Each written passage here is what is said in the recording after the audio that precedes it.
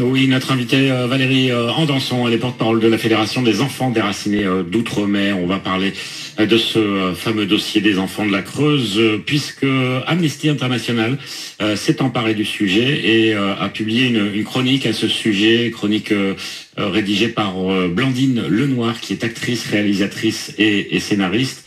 Bonjour Valérie Andanson.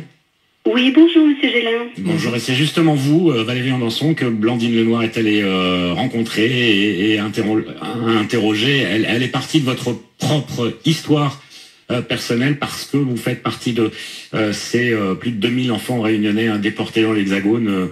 Il s'agissait, je rappelle, de repeupler des régions victimes de l'exode rural. On pense évidemment, et c'est pour ça que on a donné ce nom-là à la Creuse, mais il y a aussi eu d'autres départements qui ont vu ces enfants arriver. Et donc, Blandine Lenoir part de votre propre histoire personnelle. Vous avez 3 ans, vous êtes à La Réunion dans les années 60, et du jour au lendemain, votre vie va complètement changer. Oui, mon parcours fait partie des 2015 parcours, et c'est vrai que quand j'ai rencontré Blandine Lenoir, qu'elle m'a proposé de m'interviewer sur mon histoire, j'ai tout de suite dit oui, parce que Amnesty International, c'est quand même quelque chose de très important. Et oui, bon, je suis partie à l'âge de 3 ans, mais dans mon histoire, toute la fratrie est partie. Oui. C'est-à-dire que nous étions 6 à partir. Vous aviez 5 frères et sœurs, oui. Voilà. Donc, arrivé à Guéret, nous avons tous été séparés. Et moi, je me suis retrouvée dans une famille d'accueil maltraitée pendant 4 ans. Et après, j'ai été adoptée à l'âge de 7 ans. Bon, c'est vrai que l'adoption, ça a été quelque chose d'extraordinaire pour moi, parce que j'ai connu l'amour. Le seul inconvénient, c'est que j'ai quand même vécu dans le mensonge, puisque quand on est une petite fille bien bronzée, avec des cheveux crépus, et que les parents sont blancs, on se demande quand même, il y a quelque chose qui ne va pas. Et c'est qu'à l'âge de 16 ans que j'ai appris toute mon histoire, et c'est-à-dire que je croisais mes frères et sœurs dans Guéret sans savoir qu'ils étaient mes frères et sœurs. Voilà, et donc j'ai un frère qui s'est suicidé à l'âge de 32 ans, ne supportant pas cette tragédie, et j'ai une grande sœur qui est en psychiatrie régulièrement. Qu'est-ce qui s'est passé à 16 ans? Quelqu'un est venu vous voir, ou c'est dans votre propre famille adoptive que vous avez appris votre histoire? J'ai appris mon histoire par hasard dans ma famille adoptive, parce que je suis tombée sur un document qui prouvait que j'étais adoptée, que j'avais un autre nom, un autre prénom, un autre lieu de naissance, et ça a été pour moi un véritable tsunami. J'avais 16 ans. Ça veut dire que puisque vous avez été adoptée par une autre famille, cela veut dire que vos parents, vos vrais parents, si j'ose dire, ont perdu leur statut de parents. Mes parents biologiques? Biologiques, tout à fait. Oh là là, mes parents biologiques, c'est une autre histoire. Vous savez, j'ai appris que ma maman était décédée très jeune, et mon papa biologique, c'est un peu compliqué. Donc oui, en fin de compte, dans cette histoire, ce qui est incroyable, c'est que ces enfants réunionnais ont été considérés nés sous X, alors que c'était faux. Et qu'en fin de compte, après, nous avons appartenu à l'État. Et donc, après, on fait ce qu'on veut de nous. Vous aviez le statut de quoi? Pupille de la nation? On avait le statut de pupille de la nation. Et c'est ça qui est quand même assez grave, parce que la plupart des enfants avaient encore leurs parents. C'est ça, parce que quand on devient pupille de la nation, c'est en général, voire systématiquement, quand les parents décèdent. Normalement, mais voilà, de toute façon, c'est surtout le fait qu'on était considérés nés sous X. Vous vous rendez compte, moi, dans mon cas, là, je vis avec une fausse identité. Il y a une falsification d'état civil, c'est-à-dire qu'aujourd'hui, je suis née à La Brionne, alors qu'en réalité, je suis née à La Réunion. Et d'ailleurs, vous le dites très bien, justement, entre vos 3 et 7 ans, ces 4 années d'enfer, les 4 premières années que vous avez vécues en métropole, dans une famille où il y avait un monsieur extrêmement violent, vous dites, j'étais une petite fille qui n'existait pas. Oui, tout à fait, j'étais dans un autre monde. C'est-à-dire que pour moi, j'étais dans un autre univers, je n'existais pas. Il y a à la fois cette inexistence juridique, parce que quelque part, c'est vrai ce que vous dites, vous n'avez pas d'existence juridique au sens légal du terme, même si ça a été fait comme ça. Et puis au niveau psychologique, peut-être une absence d'individualité, quoi, en fait. Vous vous rendez compte, l'identité? Je ne sais pas qui je suis, en fin de compte. Je suis creusoise d'adoption, réunionnaise d'origine, mais en fin de compte, je me situe où? Moi, ce qui me manque, c'est mon identité. Et mon combat personnel, c'est de retrouver mon véritable nom. Ouais. Il y a même eu à un moment, il y a eu même eu dès le début cette négation de votre créolité. Il y a un passage dans cette dans cette publication d'Amnesty International où vous expliquez que jusqu'aux cheveux, il s'attaquait aux cheveux pour faire disparaître cette créolité que vous avez encore en vous. Ça, c'est mes parents adoptifs, et c'est vrai, c'est une anecdote que je dis souvent, c'est que tous les mois, j'allais chez le coiffeur pour me faire tirer les cheveux. Et donc, mes parents adoptifs, ils avaient vraiment l'intention de m'effacer complètement de mes origines réunionnaises. C'est-à-dire, on m'a changé mon nom, mon prénom, mon lieu de naissance, et je suis aujourd'hui effacée des registres de la Réunion. Donc ça a été une action volontaire de la part de vos parents adoptifs? Oui, je pense, oui, c'est une action volontaire, et il n'y a pas que, à mon avis, il y a quand même pas mal. Vous savez, pour en arriver là, il y a des administrations qui sont, je pense, complices, parce que c'est pas possible. On peut pas faire ça comme ça. Tout effacé du jour au lendemain. Voilà, tout à fait. Parce que c'était selon vous le sentiment qui motivait cette action-là, c'était lequel de la part de vos parents? Peut-être la pression justement de l'administration, la pression la pression populaire, on va dire entre guillemets, en métropole, qui au cours des années 60 était un petit peu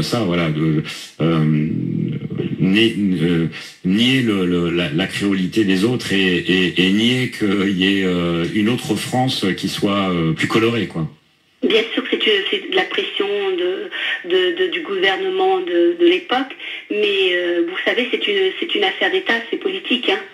Ce déplacement, cet arrachement, et je dis, nous avons été transférés comme des objets. Oui. C'est un véritable vol d'enfant. Et c'est pour ça que je suis une grande militante et que je travaille au sein de la CED, et je vous expliquerai un petit peu quels sont nos objectifs. Oui, bien sûr. Mais c'est vrai que quand j'ai rencontré Blandine Lenoir, ça a été vraiment quelque chose d'extraordinaire.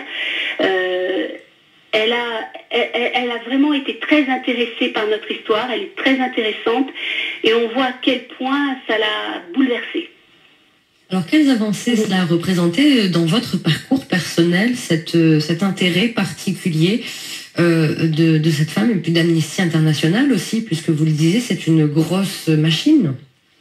Écoutez, au niveau national et international, ça permet de faire connaître encore plus cette histoire. Et les médias ont un rôle important.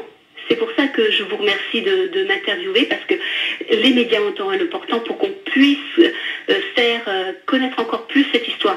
Parce que nous, ce que nous souhaitons, c'est que ce qui nous est arrivé, ce passé, puisse servir aux générations actuelles et futures pour que plus jamais ça.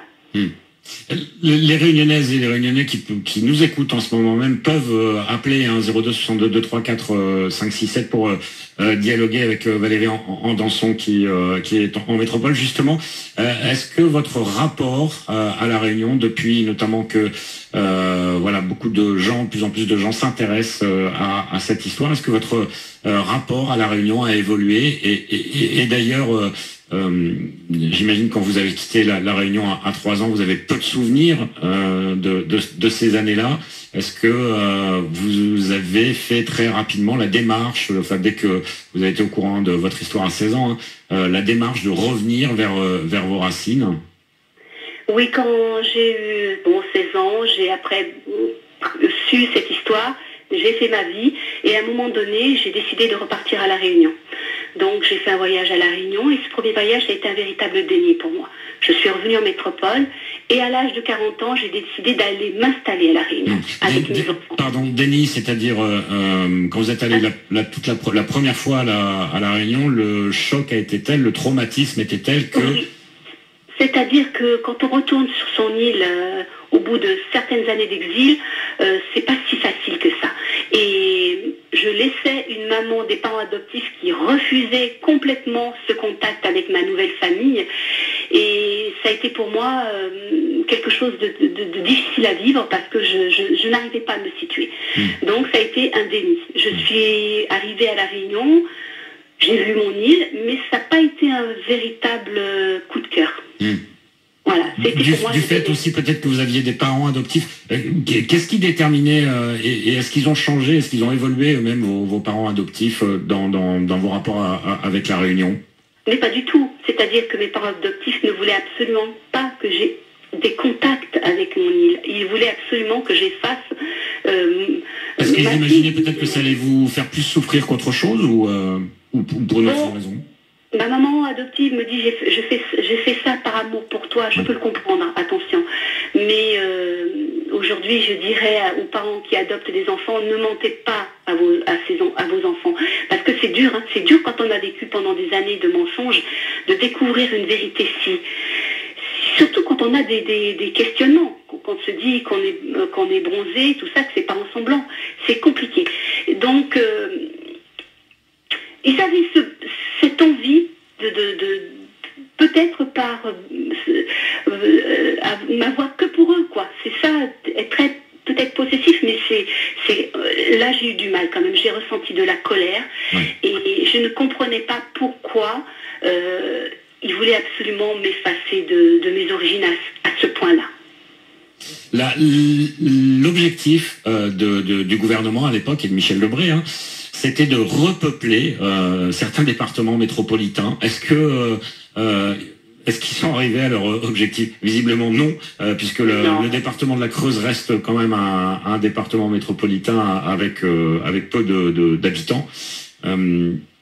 Donc, ça n'a strictement cette histoire. En plus, Paris manquait, on va dire. Oui, Paris manquait, ça n'a strictement rien réglé. C'est-à-dire que c'est le trop-plein vers le trop vite, trop de démographie à La Réunion, pas assez dans les départements ruraux de la métropole. Une démographie galopante, mais ça n'a rien réglé. Puisque en Creuse, la Creuse se vide. C'est vrai qu'il reste encore des Réunionnais dans la Creuse, mais bon, on dit les enfants de la Creuse, mais ça concerne 84 départements dans toute la métropole. C'est ce qu'on disait au début de cette émission. On dit les enfants de la Creuse, mais beaucoup de départements sont concernés, justement. Voilà, 84 en tout. Il y a un tissu, un réseau des enfants de la Creuse, là-bas en métropole, qui s'est créé. Quels sont vos rapports avec les gens qui ont vécu la même histoire que vous? Est-ce que ils sont tous dans la même démarche que vous? Est-ce qu'il y en a certains qui veulent qu'on mis une chape de plomb sur cette histoire? Tout à fait, il y en a qui ne désirent pas que l'on parle de cette histoire, et puis je peux comprendre de toute façon. Mais bon, j'ai vécu dans la Creuse pendant 40 ans, donc j'ai connu la plupart des Réunionnais. On a fait des soirées créoles, mais c'est vrai qu'une partie de ces ex-mineurs n'ont pas envie de continuer, de remuer cette boue, si on peut dire. Mais il y en a d'autres, attention, qui ne savent encore pas qu'ils font partie du dispositif. Il y en a qui sont décédés, il y en a qui sont gravement malades. Donc c'est pas simple. Là encore, l'État n'a rien fait encore aujourd'hui pour prendre ce dossier en main et justement informer toutes les personnes concernées de leur histoire. Et oui, tout à fait. C'est-à-dire qu'il y a certains ex-mineurs, encore récemment, qui se sont rapprochés de la fédération pour nous dire « mais je crois que je fais partie de ce dispositif ». Et en fin de compte, oui, ils font partie de ce dispositif, dont une qui va venir à La Réunion en décembre avec nous. Et c'est quelque chose, vous vous rendez compte, ces ex-mineurs qui apprennent de par nos témoignages télévisés, radiophoniques, qu'ils font partie du dispositif. Et je pense qu'il y en a beaucoup qui ne savent pas. Surtout dans les enfants qui ont été adoptés. Est-ce que certains, au contraire, en savent plus, en savent beaucoup sur leur histoire et ont pu avoir la main sur toutes les informations qui les concernaient depuis leur départ jusqu'à aujourd'hui? Peut-être grâce aussi avec leur famille, grâce à leur famille adoptive. Ouais, les dossiers. Donc, vous savez qu'une commission nationale a été mise en place en 2016, qu'elle a rendu son rapport en 2018. Et donc, cette commission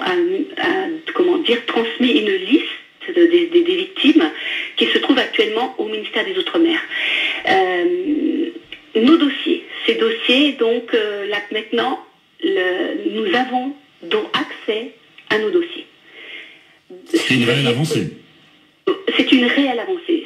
Par contre, la chape de plomb commence à se soulever. Il n'y a que l'État qui peut faire ça finalement. Tout à fait. Donc c'est vrai que depuis cette commission nationale, on a accès à nos dossiers qui se trouvent au conseil départemental de la Réunion, certains dans les foyers de la métropole. Par contre, le problème, c'est qu'il y a des dossiers qui ont disparu. Il y a des dossiers qui ont brûlé. Donc tous les ex-mineurs n'ont pas eu de réponse à leurs questions. Et aujourd'hui, on va se battre avec notre avocate pour qu'on puisse vraiment, que ces ex-mineurs puissent avoir leur dossier en main, parce que c'est pas normal. On parle des enfants de la Creuse avec Valérie Andanson, et je vous propose, Valérie Andanson, de partir en direction du standard, puisque Marc voulait réagir sur ce sujet. Bonjour Marc. Bonjour à toute la réunion, bonjour à votre équipe, et bonjour à Valérie. Je vous remercie, vous me faites très très plaisir, vous savez, c'est quelque chose qui me tient à cœur, et quand je vous entends parler, vous m'avez fait penser à mon fils, puisque ma première femme était créole, la deuxième aussi, et mon fils est métis, et quand il vient me voir, il me dit la même chose que vous. Je viens rechercher ma créolité, c'est très important ça, et c'est ce que les gens n'arrivent pas à comprendre. Et je vous assure, vous avez très très bien parlé, bien expliqué le problème des enfants de la Creuse. Ma première femme c'était pas une enfant de la Creuse, c'était une enfant du Midom aussi, où on pourrait parler, où ces créoles qu'on a envoyés en France, et je parle de ce que je sais, puisque ma femme avait été envoyée par le Midom, avait été envoyée chez un médecin, où elle prenait son boulot le matin à 7h jusqu'à 7h le soir. Elle travaillait du lundi au samedi. Elle avait son dimanche de repos. Là, vraiment, c'est pour ça que elle a vécu ce déracinement, même si c'est pas peut-être de l'ampleur, j'imagine qu'elle est partie adulte, de l'ampleur des enfants de la Creuse, mais elle a vécu ce même déracinement, en fait. Elle a vécu ce même déracinement. C'est pour ça que je pense que c'est très très bien. Les enfants de la Creuse, et derrière les enfants de la Creuse, peut-être qu'un jour on parlera aussi des enfants du Midom. Parce que là, je crois qu'il faut parler de tout ça. Parce qu'à un moment donné, on ne peut pas se voiler la face et ne pas regarder ce qui s'est passé. Parce que moi, je comprends la dame, j'assure que quand j'écoutais Valérie parler, à un certain moment, je comprends ce problème de cheveux tirés, comme elle dit. Oui. Je vois ma première femme, elle était sans arrêt aller chez le coiffeur, il fallait qu'elle tire ses cheveux, parce que vous comprenez, ces choses qui sont... ça vous refroidit le dos. Et Valérie, encore un grand merci. Vous avez vraiment bien expliqué le problème des enfants de la Creuse pour ces jeunes qui ont été adoptés, et adoptés pas toujours pour le meilleur des cas. Valérie Andanson, porte-parole de la Fédération des enfants déracinés des Drômes. Oui, en fin de compte, c'est vrai que Michel Debré s'est appuyé sur le Bumidom pour s'attaquer aux enfants. Mais bon, le Bumidom, c'était les adultes consentants, mais ils ont vécu un déracinement. Et c'est vrai qu'il faudrait voir aussi pour un combat, pour ces jeunes adultes qui sont partis dans des conditions aussi très très difficiles. Et après, s'attaquer aux enfants, c'était vraiment mettre... une situation, une sorte de bras armé. Voilà, on décide de prendre tous ces enfants, parce que si vous saviez comment ça s'est fait aussi, c'est les assistantes sociales qui sillonnaient l'île vers les familles pauvres, ça c'est certain, faisaient pas signer des papiers aux parents qui bien souvent étaient illettrés. Vous d'ailleurs, votre mère biologique a signé avec l'empreinte de son pouce. Voilà, et puis bon, l'histoire n'est pas claire. Voilà. De toute façon, avec l'avocate, elle est en train d'étudier chacun de nos dossiers, et je peux vous assurer que c'est vraiment, vraiment pas clair. Il y a des zones d'ombre incroyables. Vous vous intéressez d'ailleurs à ce sujet, parce qu'il n'y a pas eu que les enfants de la Creuse, malheureusement, il y a eu aussi les avortements forcés de Saint-Benoît. Un dossier qui, selon vous, est de la même teneur que les enfants de la Creuse. Peut-être pas de la même teneur, mais c'est une autre affaire, un autre scandale, hein, parce on peut dire que c'est un scandale aussi. Parce que l'idée, c'était de dire, selon les politiques à l'époque, qu'il y avait une croissance démographique qui n'était pas maîtrisable à La Réunion, et donc voilà, la solution qu'ils avaient trouvée, c'était alors des avortements forcés. Disons qu'on disait pas forcément toute la vérité aux patientes, quoi. Tout à fait. Ce qui allait leur arriver.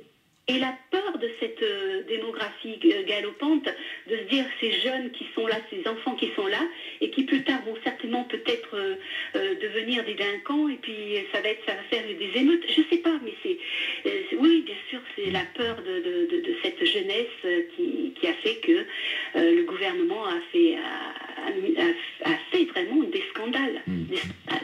On va, si Marc veut rester à l'antenne, il n'y a pas de problème, on va prendre Max, je suis obsédé par les masques en ce moment, hein, tout le monde. Max qui est à l'antenne et qui voulait également réagir. Oui, bonjour RTL Réunion, bonjour La Réunion. Je suis vraiment, comment dirais-je, touché. Ému. Dire cette dame, je suis compatible, toute sa tristesse, mais il ne faut pas oublier. Moi, j'étais un enfant... c'est une combattante aussi, Valérie Enlançon, visiblement. Moi, j'étais un enfant abandonné en 1962. J'ai reconnu mes parents en 1989. Et à 6 ans et demi, je buvais du rhum d'une famille alcoolique.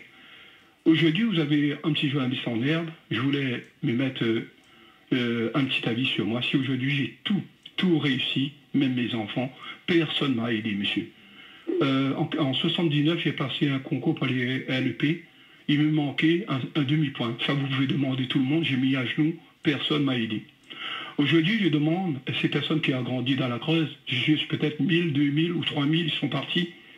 Parce qu'à La Réunion, moi j'ai fait une petite enquête. Vous savez que je ne suis pas couillon. Moi j'ai fait une petite enquête. À l'époque, dans les années 70 et 60, les parents ils faisaient 13 enfants. Moi-même, j'étais un enfant. J'ai grandi route déserte au port. J'ai grandi dans la misère. Ma maman adoptive buvait. En 73, est passé devant le juge des enfants. Le juge a demandé, madame, un tel, je ne vous dirai pas le nom parce que maman vient de mourir, je vais blesser ma famille. Pourquoi vous avez abordé votre fils, madame? Il a dit, c'est couleur noire, couleur de peau. Encore une fois, cette négation de la créolité. Hein. Le racisme qui est présent dans les histoires. Et couleur de peau. Et j'ai grandi d'une famille atroce. Mes parents adoptifs est mort en 71. En 73, j'ai passé devant devant l'assistance sociale, devant la justice. On ne voulait pas de moi, on voulait m'envoyer à la Creuse. Et moi, je voulais partir. Parce que j'ai grandi dans notre famille, affreux. On ne me donnait pas la bouffe le matin, le midi. Le matin, un verre d'eau. J'ai parlé sur votre antenne. Aujourd'hui, on vous donne des paniers garnis, on se bat pour un panier garni. Moi, je partais à l'école avec un verre d'eau, 3 petits morceaux boucanés, 3 gifles dans la figure si on demande. Mais à La Réunion, c'est dit à madame, je suis vraiment touché par ces propos, mais à La Réunion, il y a des familles réunies, nous avons tellement subi des choses. Et moi, je suis apostrophé par cet effet. Et aujourd'hui, je dis à dame, je suis avec elle, je compatis. Ne baissez pas les bras. C'est pas Michel Debré. C'est nos parents aussi. Écoute-moi bien, monsieur le journaliste. C'est nos parents, ils faisaient des enfants, 13 enfants. Comment voulez-vous nous traîner de la rue? Moi, je buvais, hein, ça vous demandez au port. Hein. La famille au port, route désert, je buvais à 6 ans et demi, tous les matins. Et Max, oui. À l'époque, au début des années 70, enfin tout au long des années 70, vous-même, vous avez entendu parler de cette histoire des enfants de la Creuse. Vous saviez qu'il y avait des enfants qui étaient dans la même situation que vous, et qui étaient pris par l'État français pour parce qu'auparavant, si vous faites une enquête, il y avait un pupier à Saint-Denis, à Tite-Brûlée. Elle avait un petite emprise, avait les actions sociales. On voulait m'embarquer pour m'emmener à la Creuse. Et là, une famille m'a pris, mais là, vraiment, j'ai vraiment été passé d'une famille, vraiment, c'est ça que je dis à toutes les personnes qui appartiennent à la Creuse. Faut pas imaginer, notre famille était pauvre. Michel Debré, lui, a essayé d'évacuer dans d'autres pays, dans d'autres continents comme dans l'Hexagone. Mais là, il y a des familles, ils ont souffert aussi comme moi. C'est pas la faute de Michel Debré, c'est un contexte des familles qui avaient 13 enfants. Et je demande, Martelet, fais comme moi, monsieur, va vers l'avant, je n'ai pas porté plainte à qui que ce soit. Si aujourd'hui je suis pompier, agent de prévention, je viens de décrocher là, monsieur, un concours éducation nationale, agent de sécurité, par Vaïlaïdon Marimoutou signé. Alors je vous dis, regarde bien, la France n'est pas le dernier, mais il y a des parents qui nous ont fait souffrir. Ces parents, s'ils ont des biens, il faut vraiment l'attaquer, il ne faut pas critiquer la 5e République. La 5e République, la France, c'est un beau pays, c'est les gens qui nous ont fait souffrir, ils vont mériter ça, Dieu, il va donner des coups de fouet. Moi je dis aussi, aujourd'hui, comme je vous dis, mon beau-fils est sous-préfet, ma fille est gendarme, mon garçon, ils ont réussi. Mais moi, personne ne m'a aidé dans ma vie. Personne ne m'a jamais donné 5 €. Et c'est pour ça que je vous aime votre radio. Monsieur Vela, je vous aime bien, vous connaissez déjà vu. Je suis quelqu'un de très simple, même aujourd'hui je suis fonctionnaire. Je demande à toutes les personnes de la Creuse, avant attaquer le président de la République ou bien la ARS, il faut y penser. Nos familles aussi, nos parents, ils ont fait trop d'enfants à cette époque. Et vous verrez, j'ai raison. J'ai raison parce qu'aujourd'hui, moi je suis très heureux, mais même j'ai pas connu mes parents. Maman vient de mourir le 24 janvier. Et moi aujourd'hui, maintenant je suis seul au monde. J'ai plus ni papa, ni maman, ni soeur, ni frère. Je suis tout seul, monsieur. Merci Max, en tout cas, pour votre témoignage. Max, qui comme Valérie Andanson est un vrai combattant, on le connaît, et il intervient régulièrement sur notre antenne. Valérie Andanson, justement, l'aspect pardon, Max l'a évoqué à un moment. Est-ce que vous avez pardonné? Est-ce que vous avez pardonné à l'État français? Est-ce que vous avez pardonné à vos parents biologiques? C'est important, cet aspect aussi qu'évoquait Max. Est-ce que vous avez pardonné aux gens qui vous ont accueilli avec ce monsieur violent là dans la Creuse, vos 4 premières années dans la Creuse? La violence, on ne peut pas pardonner, ça c'est certain. Par contre, pardonner à l'État, bon, ce qui a été fait est fait. Pardonner à ma famille d'adoption, bien sûr. Je pense qu'il faut maintenant aller au-delà de tout cela, parce que il faut trouver le chemin de la résilience. Et c'est vrai que là, aujourd'hui, ce que l'on souhaite, et nous avons un grand rendez-vous le 5 décembre à La Réunion, nous allons faire une conférence de presse. Nous souhaitons aller vers l'île, vers nos origines pour nous réconcilier avec notre histoire, les Réunionnais et La Réunion. Parce que je trouve qu'à La Réunion, il y a encore beaucoup de déni. Il y a beaucoup de culpabilité et il faut passer au-delà de cette culpabilité. Marc, peut-être un mot là-dessus? Moi, je partage complètement. On ne peut pas en vouloir aux hommes politiques, mais nos hommes politiques sont quand même là pour dénoncer et faire repentance de ce qui a été fait. Hein. C'est pas eux les fautifs, mais ça a quand même été fait par la politique de la France. Et je pense que c'est vrai que moi, je n'en veux pas aux parents aussi, parce que, vous savez, il y a des parents quand vous avez 12, 13 enfants et que vous avez du mal à vous assumer, on ne peut pas leur en vouloir aux parents. Quand on ne se respecte pas soi-même, pour respecter les autres, c'est déjà beaucoup plus compliqué. Ouais. C'est beaucoup plus compliqué. Hein. C'est pour ça que je vous assure, il faut continuer à se battre, surtout, comme me disait au démarrage Valérie, pour plus jamais revoir ça. C'est ça le vrai problème. Ne plus jamais revoir ça. Parce que c'est tellement... Moi, je veux dire, je suis à La Réunion parce que je dis, pour moi, j'ai toujours... La première fois que je suis venu dans cette île, je suis tombé amoureux de cette île comme on tombe amoureux d'une femme. J'adore cette île, mais... Et on est nombreux à partager ça, Marc, avec vous. Non, vous comprenez, c'est là le problème. Et c'est vrai que je pense que cette bataille qu'a engagée Valérie, après, on va parler aussi... on va parler des leaders. Et surtout, cette chose qui m'appelle, c'est ce que les gens peuvent porter sur une couleur, mais c'est affolant. Mais comment l'homme peut se regarder dans une glace et ne pas accepter que son voisin n'a pas les mêmes couleurs que lui? Je sais pas. Valérie en dansant peut-être. Oui, c'est ça. Oui. Juste par rapport à cette notion de racisme, elle est présente dans chacune des histoires évoquées, là, dans l'antenne, la vôtre, celle de Max, Marc qui en parlait également avec son épouse. On en fait quoi de ça? C'est vrai que ça trouble aussi les recherches, le travail, et ça met aussi une difficulté supplémentaire à cette histoire. Et d'ailleurs, il y a une expérience qui est sortie enfin en tout cas il y a quelques temps, moi j'ai vu il y a quelques jours sur Internet, où on demandait à des enfants par rapport à des poupées de choisir la plus gentille entre la poupée noire et la poupée blanche. Et c'est vraiment c'est vraiment impressionnant, parce que c'est vraiment des gamins de 4-5 ans qui choisissent systématiquement la plus gentille. Ils considèrent que c'est la poupée blanche et pas la poupée noire. Voilà, tout un tas une expérience aussi sur voilà, on demande aux enfants à ton avis quelle est la poupée la plus sale. Et ben pas systématiquement, mais très régulièrement, voilà, c'est toujours la poupée noire. Donc vraiment il y a peut-être aussi un énorme chantier à engager dès le plus jeune âge, hein, puisque quand on voit les réactions, c'est des réactions racistes inconscientes de la part des enfants, puisqu'ils sont pas encore en âge de comprendre tout ça. Mais voilà, c'est des images d'Épinal aussi qu'ils ont dans la tête. C'est vrai que le racisme a été très présent dans les années 60, est encore présent aujourd'hui, et ce n'est pas normal. Juste avant de prendre Claude sur le standard, vous disiez tout à l'heure, Valérie Andanson, que vous êtes venu une première fois à La Réunion, que voilà, il n'y a pas eu le déclic, vous êtes retourné en métropole et vous êtes revenu à La Réunion, et cette fois habité à La Réunion. Est-ce que ça a changé quelque chose ? Oui, ça a changé quelque chose. Bon, je suis restée 9 ans. Hein, donc, quand même. Voilà.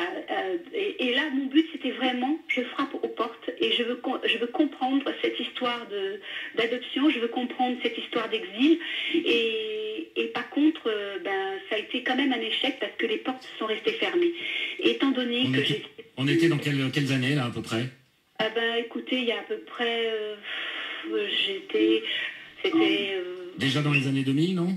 Oui, 2000. Hein, d'accord, donc on parlait déjà quand même de ce dossier des enfants de la France. Oui, tout à fait. C'est-à-dire que plusieurs fois, je suis allée à la mairie de Bois-de-Nef pour récupérer mon acte de naissance original. L'employée l'avait devant les yeux. Elle m'a dit, je ne peux pas vous le donner. Pourquoi ? Parce que je suis née dans la Creuse. Ouais. Donc ça a été quelque chose, mais bon, ça a été très très très compliqué. Je peux vous assurer que j'ai insisté, j'y suis allée des dizaines de fois. J'ai écrit au procureur de la République, j'ai écrit au président de la République, j'ai remué ciel et terre. Et voilà, donc cette histoire dérange quand même. Hein. Oui, Valérie Andanson, je vous propose de dire au revoir à Marc et au revoir Marc, et merci beaucoup. Merci à vous, et puis de prendre Claude à l'antenne. Bonjour Claude. Oui, bonjour à vous, bonjour à tous. Et je voulais demander à Madame Valérie, moi je considère pas ces Anderson comme un combat, c'est plutôt une recherche. Et qu'est-ce que vous voulez aboutir à quoi? Très bien. Alors moi, ma recherche, ma quête personnelle, c'est retrouver ma véritable identité. Quand je suis partie de La Réunion, je m'appelais Marie-Germaine Périgogne, née à Bois-de-Nef-Saint-Paul, et je veux redevenir Marie-Germaine Périgogne, née à Bois-de-Nef-Saint-Paul. D'accord. Voilà. Et ce sont des recherches, mais c'est surtout un combat, parce que c'est pas le combat, c'est pas que pour moi, c'est pour tous les enfants exilés. C'est pour aider ces enfants à revenir sur leur île, à redécouvrir leur famille, des fois 50 ans après leur premier exil. Et bon, c'est un véritable combat. On doit continuer dans l'avenir. Le combat. Allez-y Claude, je vous en prie. Le combat pour vous, est-ce que c'est parce que dans un premier temps, vous avez souffert, hein, parce qu'on parle de maltraitance, c'est ça, hein? Oui, et ensuite, vous avez été adopté, donc vous avez raconté ce qui s'est passé, mais malgré tout, est-ce que c'est vos nouveaux adoptants, je dirais, vous ont donné un moyen d'avoir un avenir?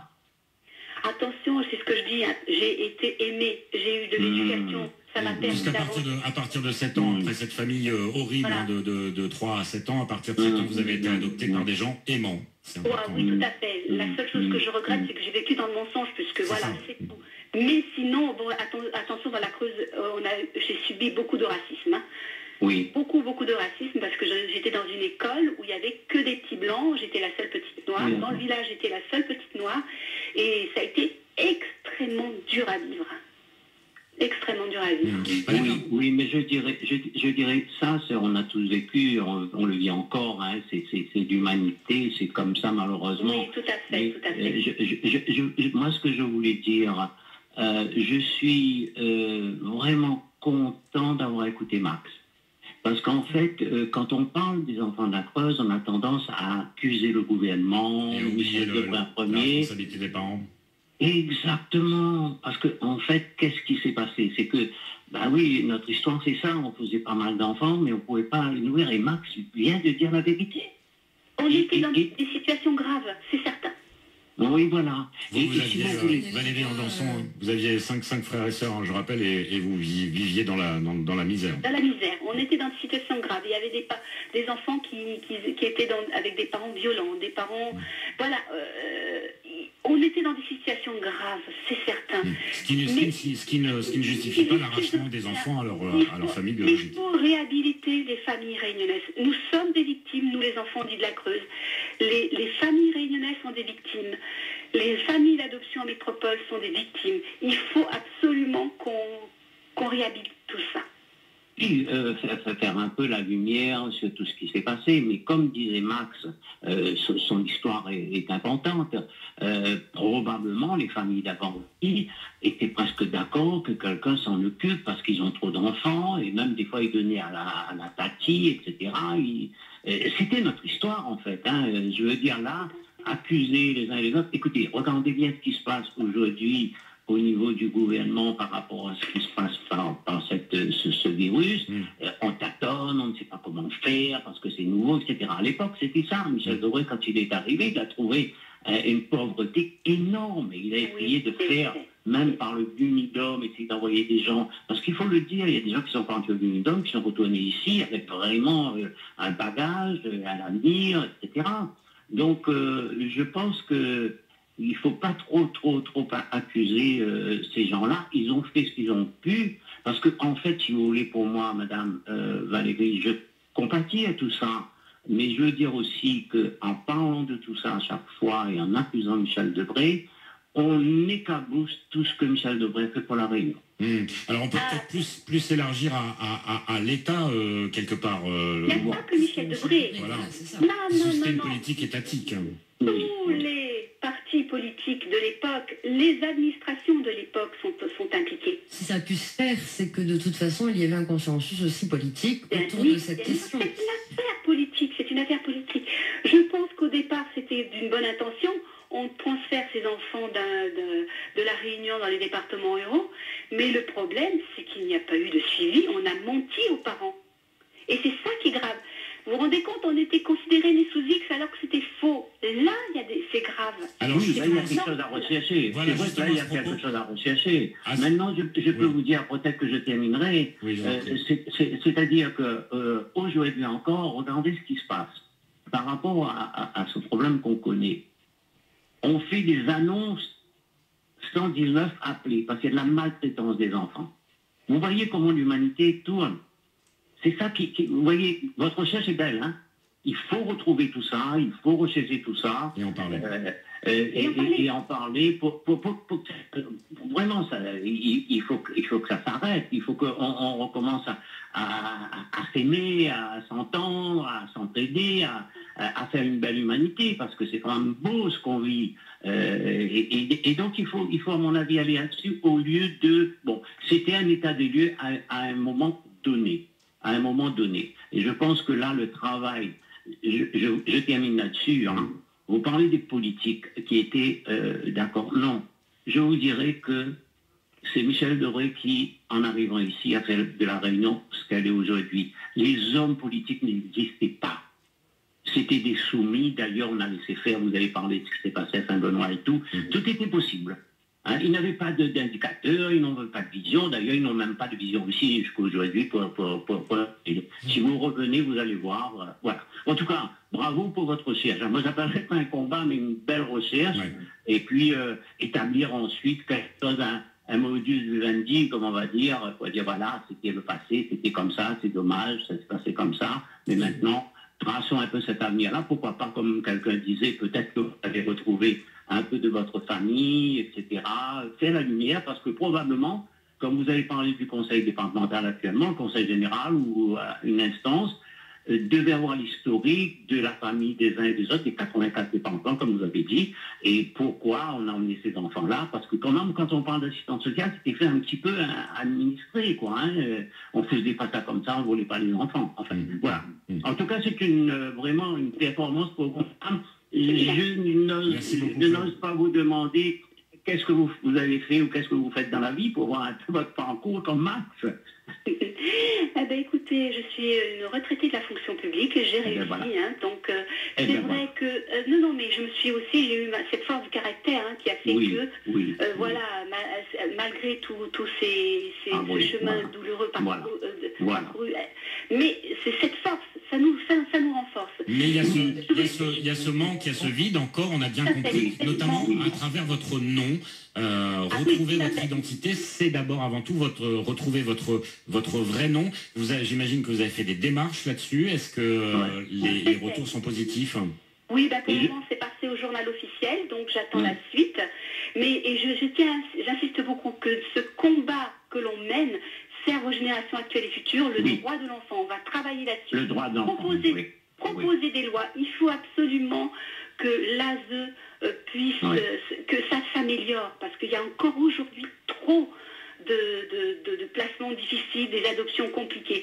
Il faut changer tout cela. Oui, mais il y a beaucoup d'enfants maltraités, surtout. Ça aussi, le droit de l'enfant, c'est ça qu'il faut voir. C'est grave, c'est grave. C'est problème des enfants maltraités, et évidemment, on en parle régulièrement sur cette antenne.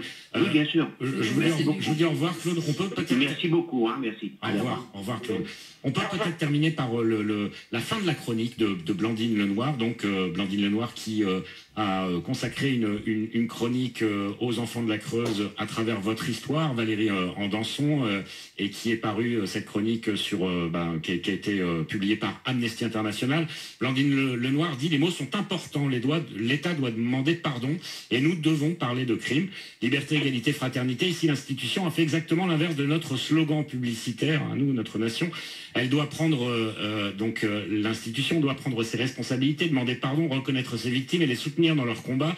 Au contraire, encore aujourd'hui, chacun de ces enfants devenus adultes doit se battre pour accéder à son dossier. Les enfants de la Creuse veulent un soutien concret, la création d'un centre de ressources qui pourrait centraliser toutes les demandes de victimes et de leurs descendants, évidemment, en quête d'aide juridique, psychologique ou administrative. Ils veulent un lieu de commémoration, une journée. Ils voudraient que leur histoire devienne tout à fait la nôtre en étant dans les livres d'histoire à l'école. Se taire, c'est comme innocenter le pays. Valérie Andanson. Un dernier mot.